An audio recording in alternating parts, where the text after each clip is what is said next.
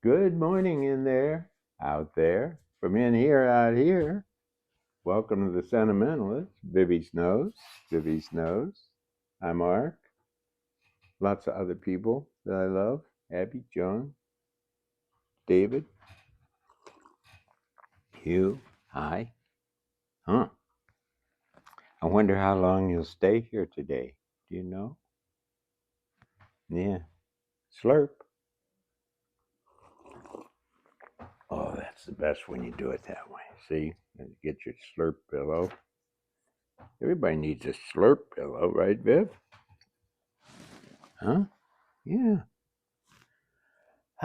Well, uh, poison ivy is all over me on the old prednisone. Boy, that's weird stuff, isn't it? When it gets systemic and it all of a sudden shows up in your knees. Well, because it just started out here where I was working. Then it went all the way up. Are you really interested? But whoo, that was so strange. It would just, well, if you've had it, you know what it's like, right, Marcia? Yeah, you do. I have my thing on here. Where'd it go? It was here. Come on, work. What happened, Viv? Face ID. There we go. It'll keep going off, won't it? Yeah. Boy, the one thing about gardening, huh? Just doesn't end. I don't know if it's gardening. It's mostly weeding and pinching the pansies. Have you ever pinched a pansy? Petunias. Well, Julie likes to pinch petunias. Tells me I do. But really, wow. And Julie, I don't know how she did this. It's not here, is it? She made this hat. It took forever. What is it called? Double knitting. She's knitting two ways of knitting at the same time, right? Brioche, it's called. And it's an ancient form. And my goodness, you should see this. It's beautiful. I gave it, blue ribbon all the way. Yeah. So, well, I know you shouldn't bring it up, but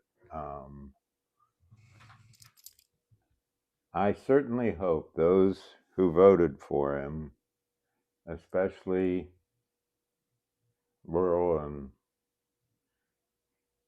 struggling people, realize what a betrayal they've had and come out and don't get defensive and don't worry. We're those of us are not going to say, see, we're good, welcome anyone who realizes they made a mistake and were misled. It's not their fault. They're misled. And it's just getting worse. I don't know. So I thought long and hard about it, and I decided no, well, it really was Annie Dillard who decided. I decided to pick out, if I say decided one more time, just throw something at me. Right, Viv? Yeah. I I decided to read Pilgrim at Tinker Creek by Annie Dillard, a Pittsburgher. And, oh, okay. And it's wonderful. There are pencil marks on every page from when I read it the first time, and I don't have any recall. So I'm getting to know who I was back then. But she had such an impact. I'd recommend that it's very important to just experience. We're just here for a while. and quit worrying about who you are and what you do and if you're a success and what you're going to be or what you are or have been or any of that stuff, and turn everything looking out the window into a gift, an experience. And even the really hard, tough things, if you just, I'm experiencing this. This is it. That's it. We're here. And we lose sight of living on a planet and turn everything into an issue. Every single thing is a mystery. There is nothing explainable. Nothing. And when you live in that mystery, it's just there. Those trees out that window, there they are. This wonderful, wonderful Vivian, there she is. And I don't have any idea what she is, do I? You're called a dog. And across the way is Julie. Now you talk about incomprehensible. What do you think, Viv? Huh?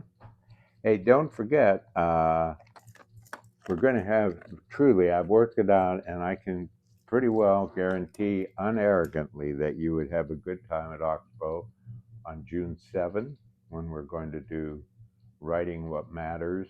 And I've got a twist on that I think will be really interesting. Instead of why would I take that? I know what matters.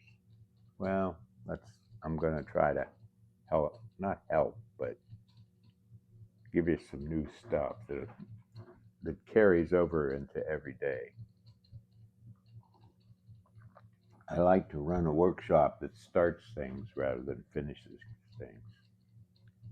Some people don't like that, and I understand, but I like to start.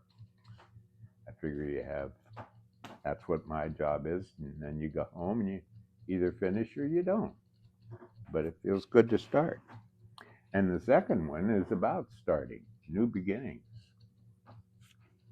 And surprisingly very simple. I hope people aren't disappointed. That one I think is over full. That's June 21. But June 7 still has a couple spots. Down the road a ways, they just got this wonderful horse, sheep farm. Oh my, it's huge. And they have burros. Well, guess what they just got? Highland cows. You know those beautiful cows with big horns that come out and curve? They're from Scotland. Shaggy red hair. I say I'm a Highland cow now. Cool. And oh yeah, that's right. Julie reminded me in Scotland. You're going to be allowed to go. I thought you were going to stay, but you're gonna. I'm having fun with you now. You really want that one? Oh boy. Oh boy. Yeah, in Scotland they call them Highland coos. Oh yeah, they got a lot of coos. Jim Alice has been just such a great help. He has a chainsaw, and we go through the woods and cut the stuff. There's some dead trees and branches and that sort of thing to give us a bit. See, he's bored. And boy, he's been wonderful. We've had such a good time. Manly men cutting down. Making that noise. That's fun. Yeah. And we had a wonderful neighborhood dinner over the Memorial Day weekend. Boy, that was fun. We just sat around, and the new people who moved in through the woods over here hosted us, and holy cow, the foods we had enough left over to have enough left over. Delicious. Mm-hmm. Great cook. Mm. Birdie is hostess, Chris and Birdie is a great cook. And she loves to cook. And you know what she does? She pretends she's doing a cooking show. She talks, and everything. Now add this and just a little bit and stir it up. And she has her own, huh? It helps. I've tried it. And it helps. Julie says she's tried it. It's fun. It really helps cooking. It really helps cooking. She said. So, hey, there you go. This stage in your life, start to have a cooking show. Just talk it through.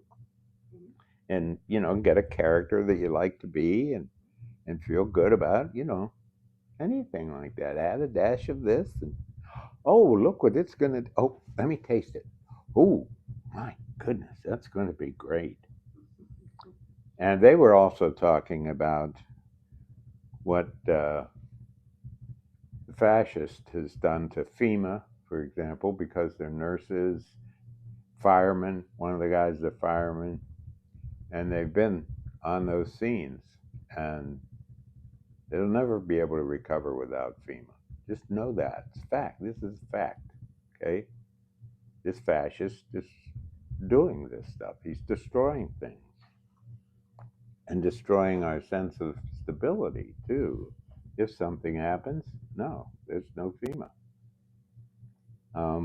But anyway, the neighborhood dinner was just so fun, and the conversations were marvelous. A welder and a fireman, and I just love it when we're not, it's a new world for me to hear these kinds of conversations, and I take great joy in them. And I took care on Memorial Day. My sister and I, we cared about Memorial Day in relation to our father and how he went as a captain of a black company, and he never would. Well, it's a common story, but he would never talk about it. Never once. Went to and when VE Day came, he thought maybe he'd come home and see his newborn baby and his wife. Nope. Put on a ship and sent to the Philippines to fight and clean some more. The black companies were often custodials, that's what they did. And of course, that was a comment on them. Mary McSchmidt was out here yesterday. This is a person I've known for a long time, and only recently discovered she was one, if not the, in Detroit, she was the sports editor who was first walked into the men's locker room. And wow, what a story she has. And she sat down to talk with Billy Barton. He was, if you don't know, he was really a character and just a wild and feisty guy. And he was so good to her, so kind, and he just had this, he said his mother and grandmother raised him to be chivalrous, but otherwise he's screaming at the umpire. And he was just, but she was first in Detroit. And she wrote an article that she decided not to print about Billy, and some other guy grabbed it, took it, and published it in Sports Illustrated. Yeah, she had that happen to her. She has, as we say, a million stories.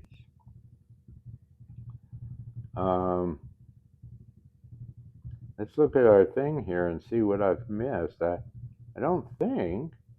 I do want to reinforce that sense of that we in the West, that's pretty pretentious, have been imposed upon to, what do you do? Who are you? Are you a success? You should be a success. You have to be a success. No, I'm not a success. And the real thing is the mystery of living on a planet. Just keep thinking that. And everything's different. Everything. And I mean everything.